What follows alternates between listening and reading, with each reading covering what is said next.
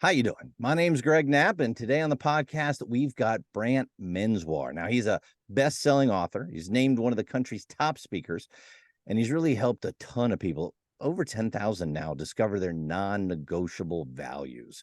And his book is called Black Sheep, and in that, you're going to learn how to identify your non-negotiables that are really at your core, help you live with deliberate intention, and then practically manifest what matters to you most. So I'm bringing in Brant Menswar. Brant, how you doing today? Great, brother. Good to see you again.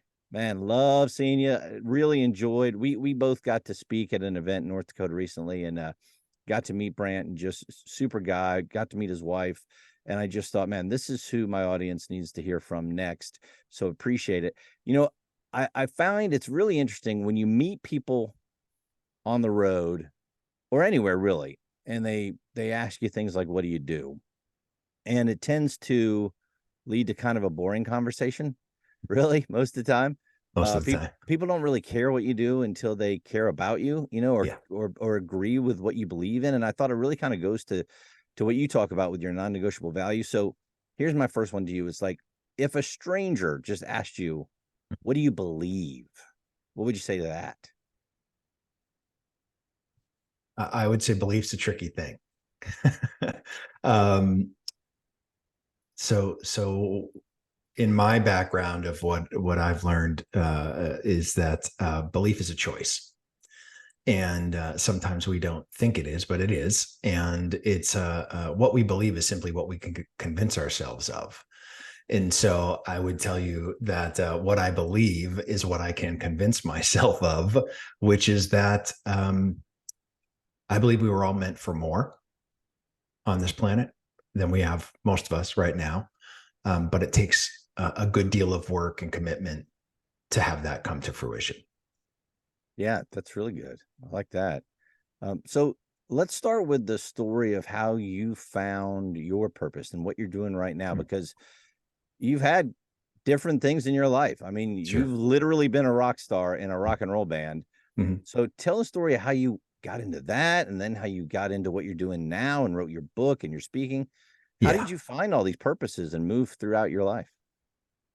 So for me, um, I toured with my band, Big Kettle Drum, for almost 20 years.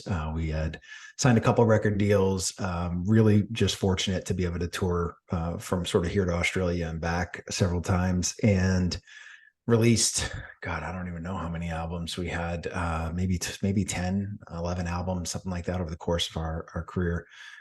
And in 2012, my oldest son Theo, at that point, had become sick. He had cancer, and I knew I needed to pull myself off the road so that I could be closer to home to care for him. And he battled for 9 years, and over that time, we were faced with some pretty difficult scenarios, as you can imagine, being in a pediatric oncology ward in a bone marrow transplant unit. And there was a moment during that time when they thought that he was going to pass away overnight. They didn't think he was going to make it through the night. And so the doctors basically said, you need to go back to the room and say your goodbyes. And so, when you're put into that sort of a scenario, um, some things become really clear. And what became really clear to me is I had no idea what to say in that moment. And so, even though through a course of miracles that happened over the next 24 hours, Theo survived that night, um, I was left with this haunting conversation that I had with him, of me fumbling through, how would you say your goodbyes to your child? And so it made me get really clear after that moment. And fortunately, he had survived another few years until COVID came along and ended up taking his life, because he had been beat up so much from the cancer and the drugs and he had to have a kidney replaced, and his bones were brittle, and there were so many things that sort of his body had gone through, that he just wasn't prepared to fight COVID. His lungs were in bad shape, and so that was it. But I was able, that second time, where the doctor said you should go and say your goodbyes, to have a conversation that I didn't want to have, but I knew exactly what I wanted to say. And I was able to go to bed and feel good about that conversation, even though it didn't have the outcome that I would have preferred. Of course, it didn't haunt me for years like the first time did. Yeah. So you had this big, really life-changing event that motivated you to live a different type of life. That's really an interesting change, because I don't know how many people do it that way and how many people just come to it because they start to get frustrated with their life. And that's interesting to me, because there's so many different ways to figure out your path, Yeah. and I think sometimes we get a guru that tries to tell us this is the one way you can do it. Mhm. And I don't believe that. I believe everybody Yeah. has their own path and their own walk, right? Yeah. And you have to get to that moment in your life where you're like, I'm not living like this anymore. There's more for me. Yeah. Like for you, it was like I've got to be ready for that. I don't ever want to feel that way again. So that's really profound to me. So then you say, all right, I'm going to figure out all my stuff. Then how do you get to the next level where you're like, I want to help other people do it? Yeah. So, what I had discovered was I needed to figure out what my non-negotiables were, right? My deeply held personal core values. And it took some, there's several ways that you can get there, of course, to do these sorts of things. You can sort of take the Maslow approach and go through, your deeply personal things that have happened to you over the course of your life, something that he calls peak experiences, and sort of dissect those peak experiences and the impact that they've had on you. Our values are a curious thing, and they are something that are formed pretty much over the first about 20, 21 years, or early 20s anyways, of our lives. And once they're formed, they rarely change outside of a catastrophic event in our lives. Values don't change. And so the trouble and the struggle is that, I mean, we've been doing this now for almost 4 years. Deep study, deep data analysis. I mean, we've had tens of thousands of people now take our Black Sheep Values assessment. And the idea that of what the data has sort of shown us is that, less than 1% of the people can tell us what their 5 non-negotiable values are. Some have 4, some have 6, but to be honest, you can't really honor more than 6 values a day. And these are things that have to be honored every day. They're not things that, you get once a week or whatever. These are things that you are doing with deliberate intention to make sure that you're honoring these values, because it's the only thing you have control over in your life. You don't have control over outcomes. That I think that's more obvious to some than others. To me, it is blatantly clear that we don't have control over outcomes, or my son would still be here. And so, what can I do? I can honor the things that matter most to me every day, so that I can go to bed knowing I did everything that I could possibly do, and let the outcomes be what they may. And so, what we discovered with values is that they're formed with both good and bad experiences. Sometimes we have an overwhelmingly powerful experience that's amazing in our lives that help form the things that we hold dear. Other times we go through something so horrific that we say we never want to have to do that again. And so it forces us into that. Unfortunately, most people have to hit rock bottom before they decide to figure this stuff out. And it's a shame that that's the case. But, in our methodology of helping people discover their values, we believe, there was a book by Simon Sinek called Start With Why. Huge bestseller. Simon's a brilliant man. I personally wish that there was an asterisk on that book cover that said, start with why if your why is correct. Because in our experience, most people's why is incorrect.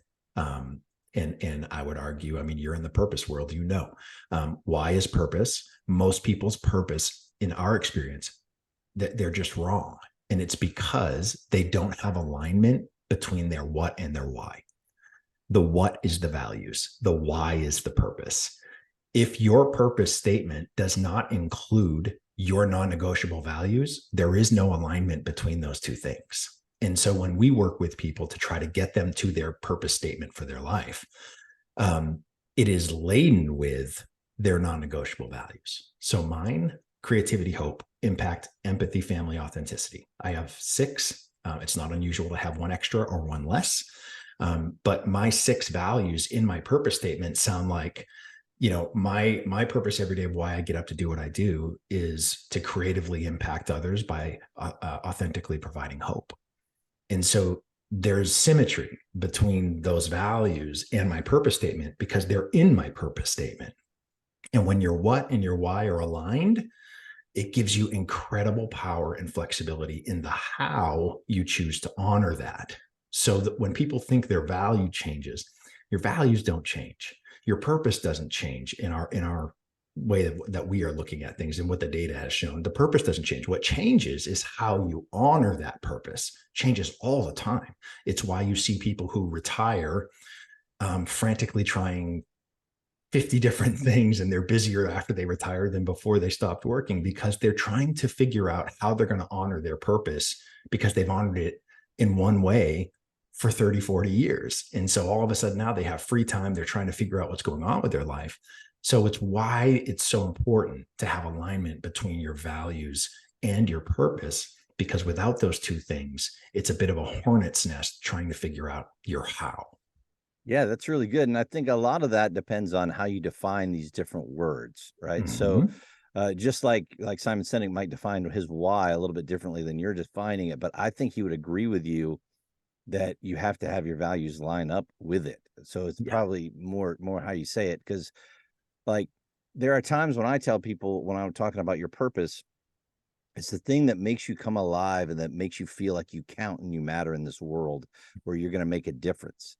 So Mm-hmm. that purpose to me, then the things that feed that purpose can change, right? Mm-hmm. I can do this kind of work one day, I can do this kind of work the other day, but like you're saying, all that other stuff needs to stay the same, right? Even when I'm Yeah. retired, I can go volunteer over here, which is totally different than the work I used to do that was in my purpose, but it's still feeding that same purpose, because that purpose is still, like you said, what I value, Yeah. and really how I'm making a difference in the world and how I'm helping people.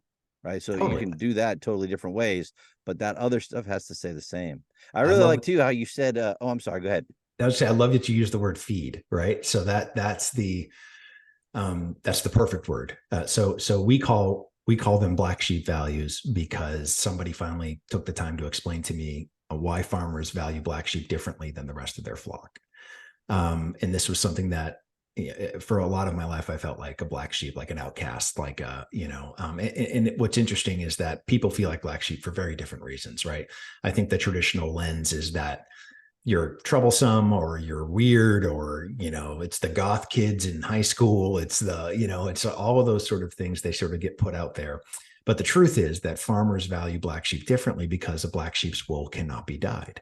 So every black sheep is 100% authentically original, and it can't be made into something that it wasn't meant to be.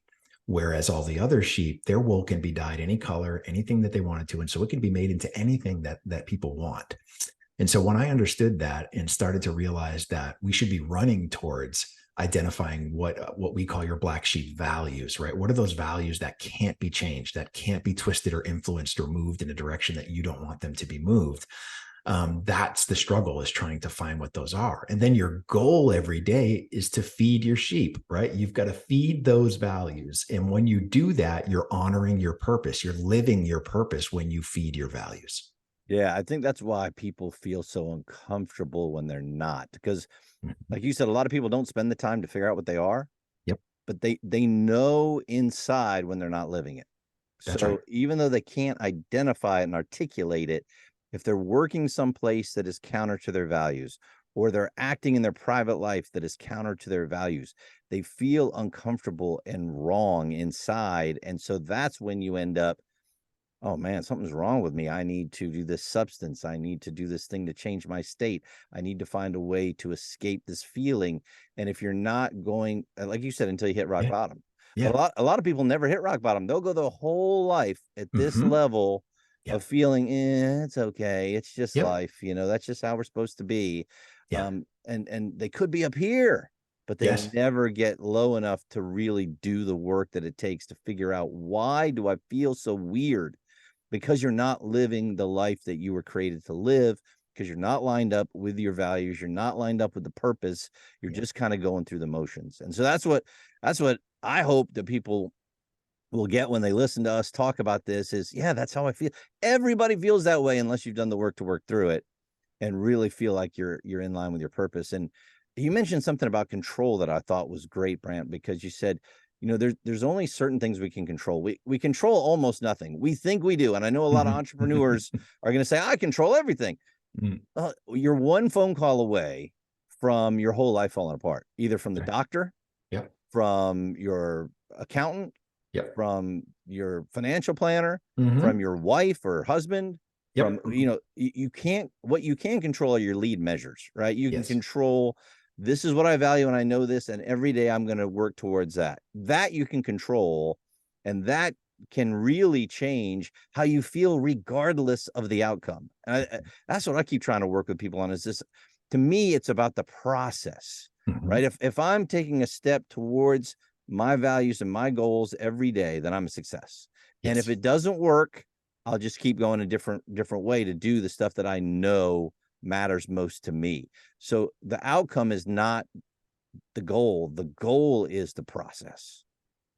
100% agree. I couldn't agree more. It is something that, as a control freak, takes a minute to learn and agree to, and understand that you got to let go of the idea that you're controlling outcomes, right? You can control what matters most to you and decide those things for yourself and discover. You can control the effort that you put in to doing these things. But once the decision is made, once you've made a decision, everything is out of your hands, right? From that point forward, because you can't control the outcome of whatever that decision is going to be.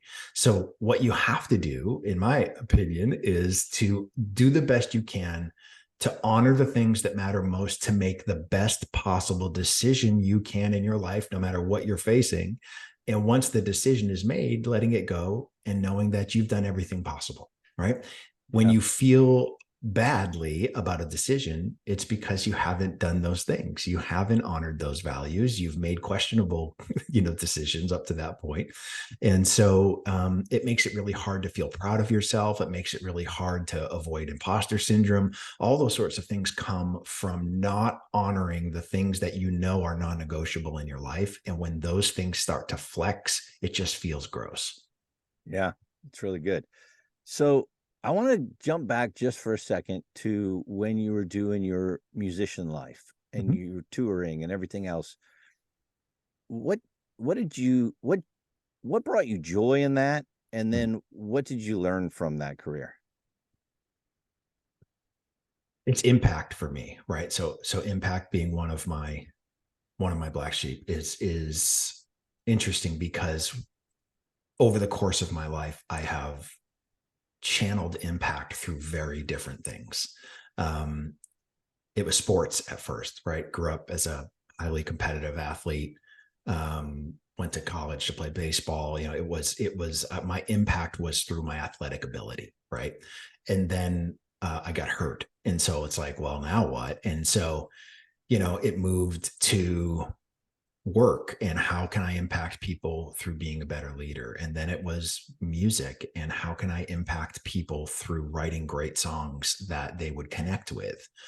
And then I pastored a church for several years, and so it was a different type of impact there as well. And then now it's standing on conference stages and trying to have that same impact at a conference, or working with clients and their teams to teach them how to connect personal and organizational values and its impact through that. So with music in particular, it's interesting because music is one of the few things that connect us all, no matter what language you speak, no matter what religion you believe, no matter your sexual orientation. It doesn't matter. Music it transcends everything. And if you can write a great song with a great melody, it will connect to people no matter what they believe. And that to me is a really powerful, unique idea. And it's what we would strive for every time we would write a song and perform that song. What we're looking for is to connect with the audience. And, sometimes it's easy to connect when you're playing a small room and there's 50 people in there, that it's a listening room, and you're acoustic and you're just, you're playing to try to impact their lives. It's different when you're playing at a festival with 10,000 people out there and you're trying to reach the people in the back. It looks and feels very different. I try to equate it to acting. I've seen some sort of acting coaches talk about the difference of acting on stage, like on Broadway, or in on television or in a movie. They're polar opposites. On stage, when you want to make something really big, you amplify the emotion, right? It's big demonstrative movements, and your voice is really loud. And on TV or movies, it's just the opposite. You get really small, you get really quiet, and it has that effect. In the same way, when you're performing through music, sometimes at a festival, you got to be at 11 the whole time, because you're never going to reach those people in the back if you don't. And sometimes if you were playing a small, intimate show and you came out at 11, everyone's going to have a really weird, awkward experience because it's not right for the room. So you got to read the room. Yeah. I love that, what you said about connection, and so true about music transcends. And I think there are universal things that we don't pay enough attention to because we get in our little tribes and we let silly things divide us. But there are universals, and certainly music is one. And I think another one is what we're talking about here today, is the idea that everyone was created for a purpose is a universal. I mean, Mm-hmm. I've never met anyone that if I've talked to you for more than 5 minutes, would tell me that they don't believe that there is a purpose somewhere in their life, right? It's a universal question. Why am I here? What am I supposed to do? Why was I created?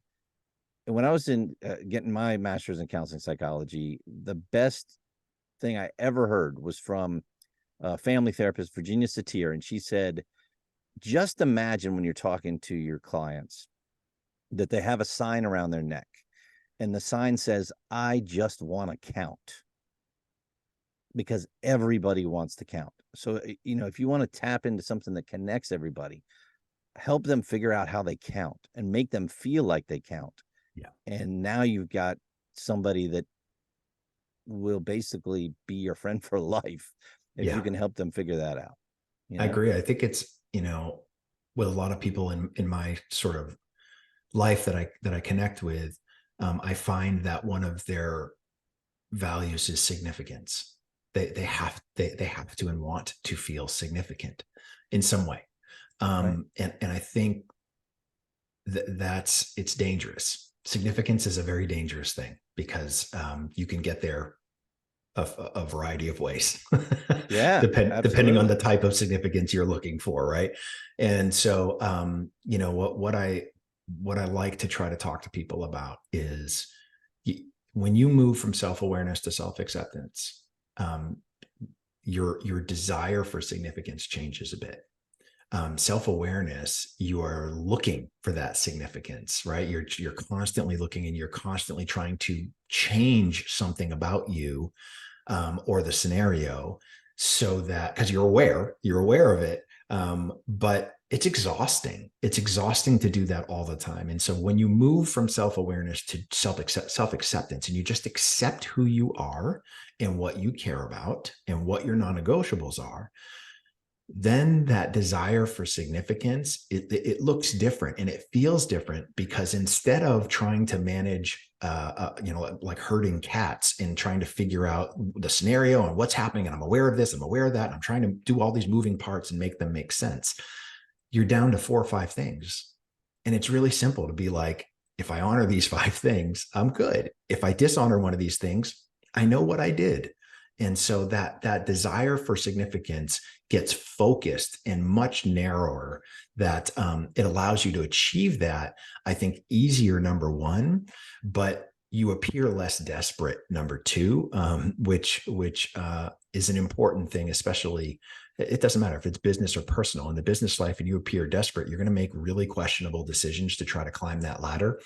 And in your personal lives, if you appear desperate, you're going to connect with the wrong people. You're going to be in the wrong relationships, and you're never going to find that sense of fulfillment from your purpose, because you're chasing significance instead of honoring the things that matter most to you.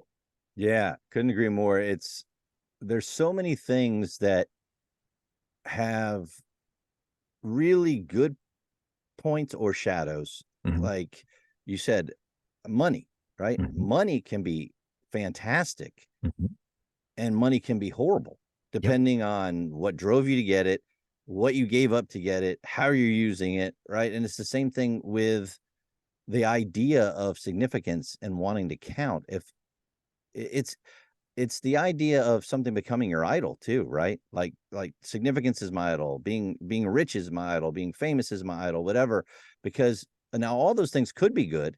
The problem is when you take a good thing and you make it a God thing, right? And the whole idea of wanting to count is a positive if you know who you are and what your values are and how you want to count. Because if you do that, unless you're a psychopath, you're going to be doing something good to become Yeah. significant, right? I love what you just said. And I think people need to hear it. When you take a good thing and try to make it a God thing, is something. Listen, it depends on. I can only speak from my background, and in the Christian world, that is something that happens a lot, right? And Yeah. and they want to attribute things to God that may or may not be. And when you are doing that, if you're doing that to honor God, okay. If you're doing that to manipulate the situation, that's not And okay. to make it your own little g God thing, right? It, Totally, it becomes your idol. And totally. and then yeah, then you're just on a bad path, no doubt about it. Hey, I want Yeah, to get back to your non-negotiable values yeah. because you mentioned that you have this survey app. I don't know what you call it. Mhm. I took it when you were speaking. I thought it was awesome. Tell people how, if they want to figure out what their non-negotiable values are, where would they go to do that? Sure. So you can just go to my website. It's Brant Menswar, BrantMenswar.com.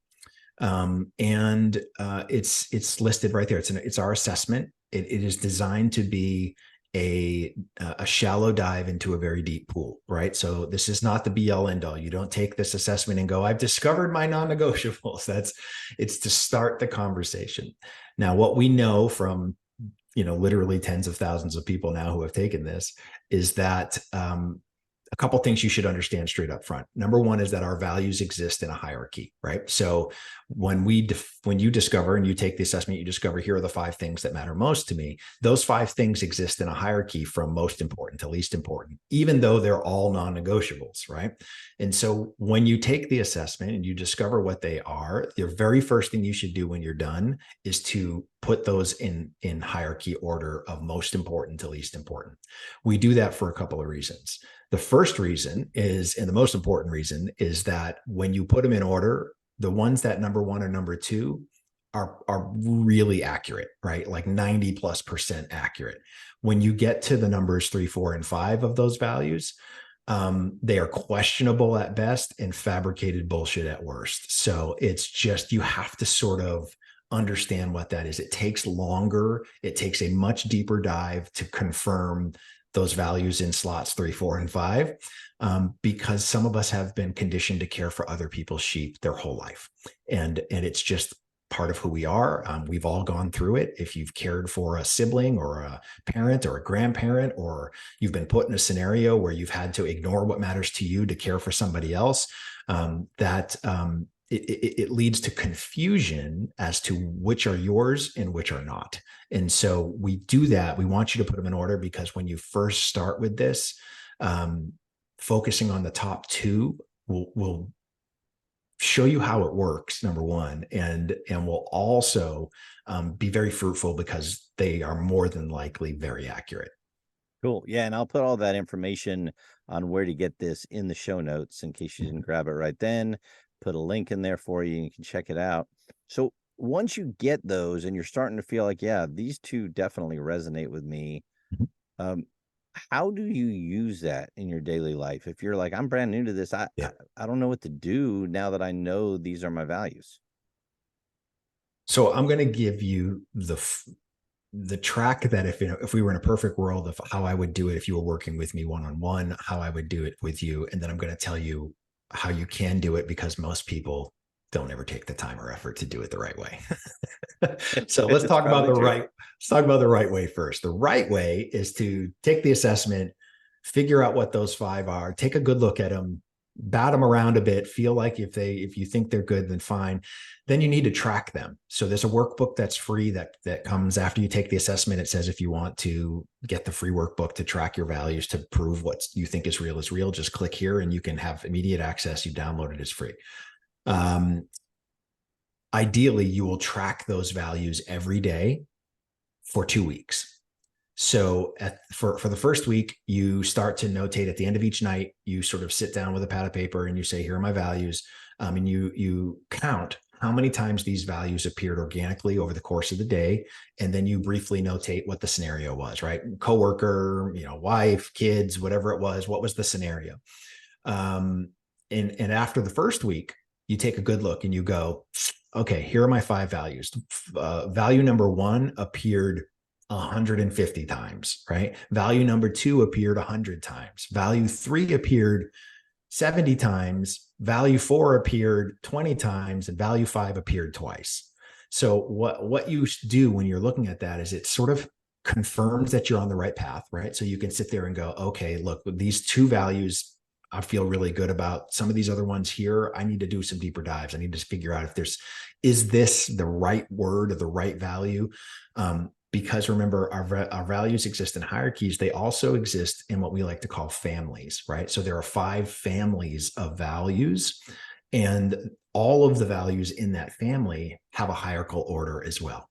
So to give you an example, if you said family is one of my values, or you said faith, or you said community, or you said relationship, those are all in the connection bucket. So connection is the highest value in that family, right? So when you say something like my family, what you're saying is the connection to your family. That's what it is. It's about connection. It's not about your family specifically. And so when you start to do that, sometimes we have to level up to a higher, more encompassing value within the family. So if you've picked something very narrow and you didn't have an opportunity to do that, then does it mean that the value is incorrect? Probably not. It just means you have to find a value that encompasses that and other things too. So when you say connection, it's family, it's religion, it's community, it's nature, it's your pets, it's your people, it encompasses so many more things. So sometimes you have to level up to a larger value to make sure you're being as accurate as you can. And then once you've sort of gone through that first week, you can make some adjustments. You know what? It's not this, it's that. Okay, great. So then you go through another week and you go, let's look and see how many times they appeared again. So at the end of that second week, you have a pretty good idea of, I would say, 4 out of your 5 values. Sometimes that fifth one can take months before it really manifests as what it truly is. But you feel really good that you've got a lot of clarity around 3 or 4 things that are just absolutely non-negotiables for you. And that's enough to have massive transformation in your life. Once you confirm, you have to program these values to appear into your daily life. So we have people take out their calendars and they look at what their schedule is and they start writing which values they want to appear during those appointments. So if you go, I've got a call with Greg, I've got to do this podcast with him. Okay, what do I want to really show up during this podcast? For me, it's 2 things. It's impact and hope. That's it. Everything we are going to talk about today is funneled through my values of impact and hope. I want to have a really positive, powerful impact during this time with you. And I want to make sure that people leave this podcast after listening to it with more hope than they had before they started. That those are my goals. That doesn't happen by accident or with luck. It happens with deliberate intention. And so I have to program those things to appear. So that's what we do. And we look and we help them discover, well, what if I don't have any appointments? Well, then you've got to carve out time in your day to feed these values. If you're saying health is something really important, and you skip your workout in the morning and you have 2 Big Macs for lunch, I'm calling bullshit, right? It's like you've got to be really deliberate with your actions, and that requires you to be deliberate with your planning. And so you have to get into your calendar and you start writing these. And after you do that for a few weeks, it becomes second nature, and it becomes something that starts to move to your subconscious. And that's our goal. If we can get all of these things to become subconscious things in your life, 95% of our actions every day are subconscious actions. You're not thinking, you're just doing. So if we can make it so regular that this is how your brain has been rewired to work, then it becomes subconscious that you're honoring these things. And if you find yourself in a scenario where you feel bad, or you're 6 months down the road, 9 months down the road, you're just feeling off, you go back to this exercise, you start programming your values again, you start tracking your values again, and you go, you know what? I've ignored this. I've ignored that. I haven't been deliberate here. I haven't been deliberate there. And it brings the clarity you need to right the ship and get back on path. Yeah, I really like that idea of putting it in your calendar, of writing down and looking at it before you start the meeting, Yes. because it's so easy to forget. We just get in our daily routines and we're moving on to the next thing. And it's why, my wife did this for me, where she has a label on her phone alarm that says time to educate tiny humans, because that's what she loves to do. She's a first grade teacher. And so my little label says, live and love in the moment, because I like you, I'm a Jesus follower, and he tells us to love others the way we love ourselves. So I'm like, I've got to focus on loving other people more instead of focusing on myself so much. And I'm really trying to live more in the moment, where I'm enjoying what's happening right now, not forecasting myself out into the future, not looking back all the time, but what am I doing right now? Can I be 100% focused on this person right in front of me? Can I make them feel like they count? Can I just kind of, make them feel a little bit better right now? And that, I have to tell myself that every day and again before I sit down with somebody every time, or it's all back to me, because I love me, Totally. uh, you know, and if I don't fight it, I will just be about me all day long. It's tough. It's a tough habit to break, and it requires you being very aware of the scenario, right? Because if you're not, it's so easy to go back to just making it all about ourselves. Absolutely. So let me ask you about uh really trying to be motivated even when you're not, Mhm. because that's a big thing, right? Okay, I've got my non-negotiables. I think I know what I'm supposed to do. I'm on this path, and now it's either getting hard, or I didn't know I was gonna have to do this, or I've got a great show on Netflix I want to binge, or what. Yeah. How do you remotivate yourself when you feel it start to wane a little bit? Because we all get excited, Yeah. we're ready to go, Yes. and then things happen sometimes. There's two things for me. So the values part is one, right? When you really hone things down to 4 or 5 things, it makes it a lot easier to honor those things, because you're not distracted by 50 things that are important. You're only looking at non-negotiables, right? So that's one part. The second part is I use something called the SEAT method, which I learned from a brilliant woman who works with autistic children, and this is how they determine motivation in kids who are autistic. And it works so well that it's a litmus test for me to figure out how I choose to be motivated. Right.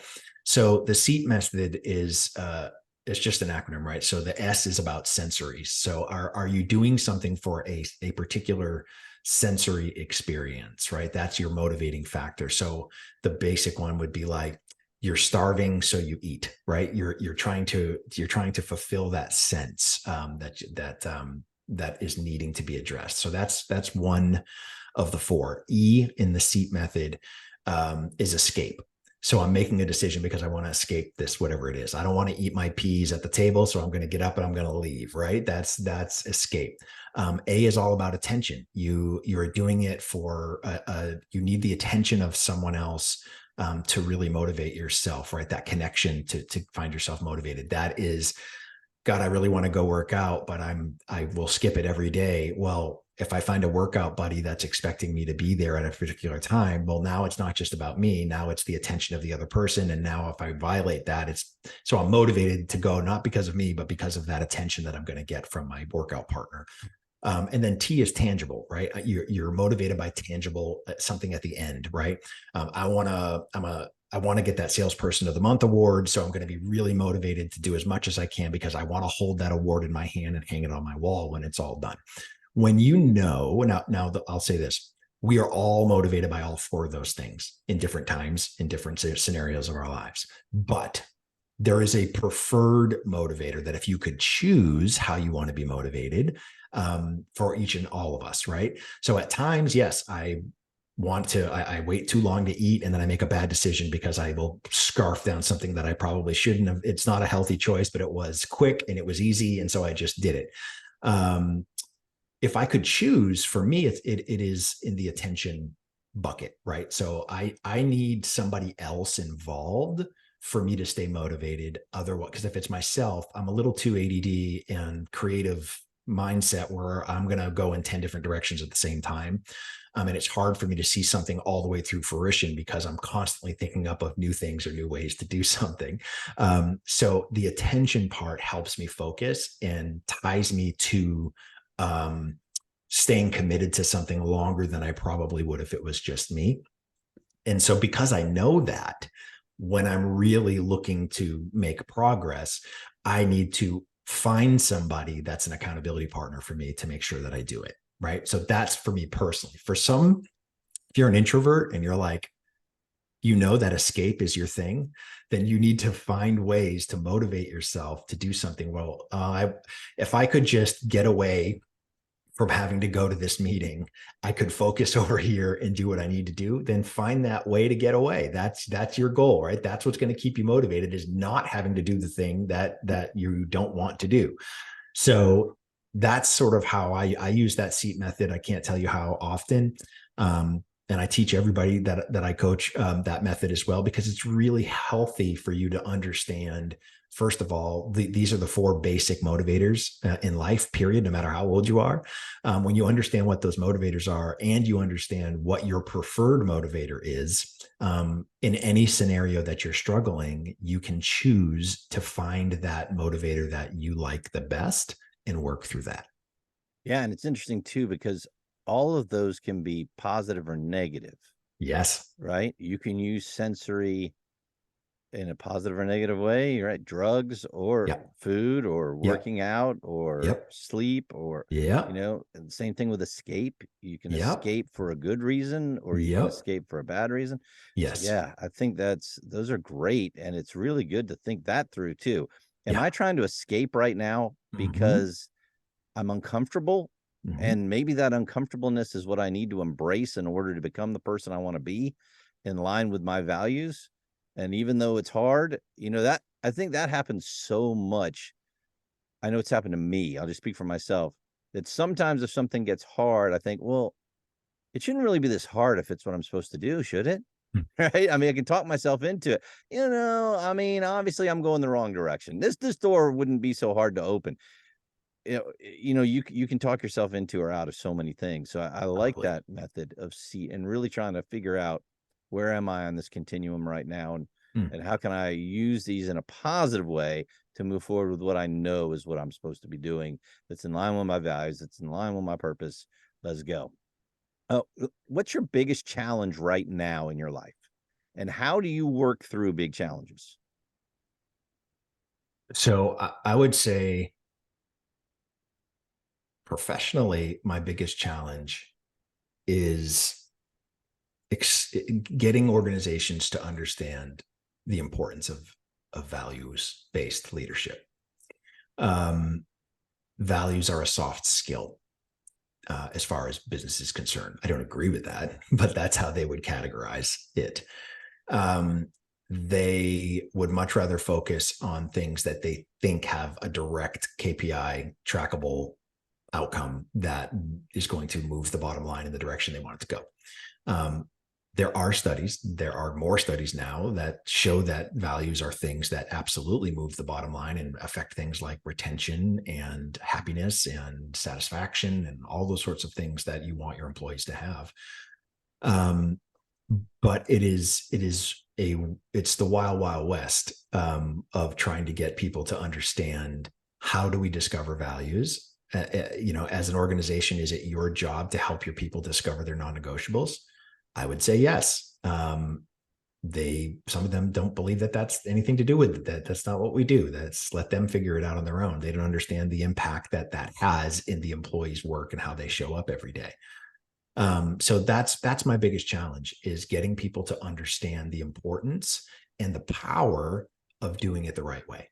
And when they do, it's unquestionable, and the impact that they have is not just the feeling that you get when you feel like you've accomplished something and you're on purpose, but also that bottom line impact to, God, we saved money because we didn't lose as many people. God, we saved money because people are performing 30% better than they've ever performed. All these other sorts of things can be attributed now towards clarity of values and teaching them how to work through those things. Because the biggest mistake that companies make is they hand people a set of values and expect the employees to adopt them like they're their own. And that doesn't work that way. That's not how we're wired. We have to build bridges between what matters most to us to what matters most to our people. And that is a tricky thing that only happens with deliberate intention. Yeah, I couldn't agree more. And it's what I try to tell people when they're looking at what they want to do for a living is, if you're not in line with the purpose and the values of the place you're working, it's going to start to wear on you. It won't be right away because you need a job, you need some money. That's right. But eventually it's going to start wearing on you. You're going to get this cognitive dissonance inside you of, why am I doing this? Yeah. And, like you said, if the owners and the managers of the company understand that, it has a huge impact on the joy of the people working there, how they put out their effort every day, how many sick days they take, how long they're going to stay with you. Because people jump from job to job thinking it's because it's just not a good job, I'm not making as much money.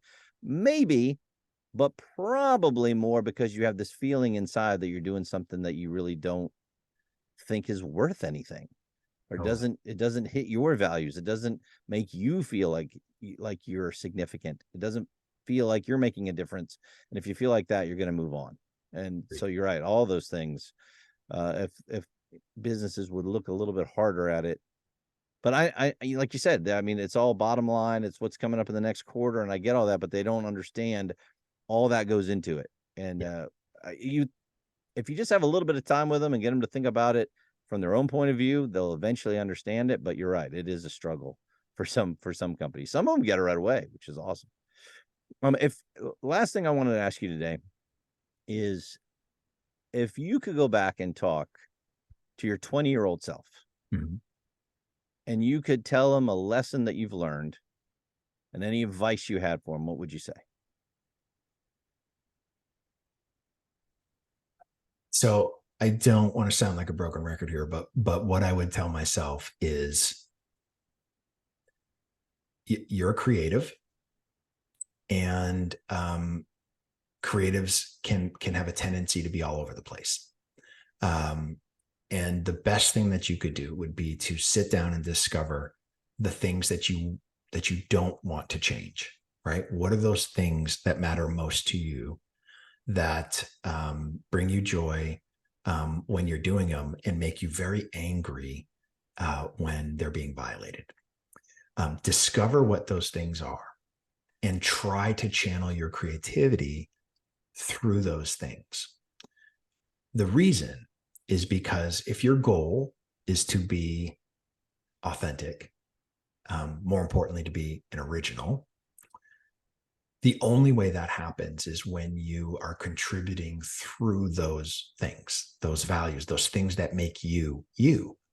And so when you contribute through those things, you stand out like a black sheep in a flock of white sheep that can get easily confusing and lost.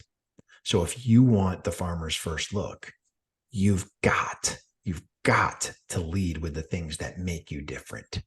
And that's what I would tell myself as a young, stupid 20-something that I was. Love it. Brant Menswar, we appreciate the time. All the information about Brant's website, wherever you want to go see him on social, I'm going to put all that in the show notes so you don't have to remember it. Very easy to do. Brant, where is your favorite social media where people should connect with you? I do most of my posting on LinkedIn, but I also try to do TikTok, believe it or not. TikTok, I try to keep personal development with Instagram as well a little bit, but personal development on that side, and TikTok is, or LinkedIn is all my business stuff that I post there. There you go.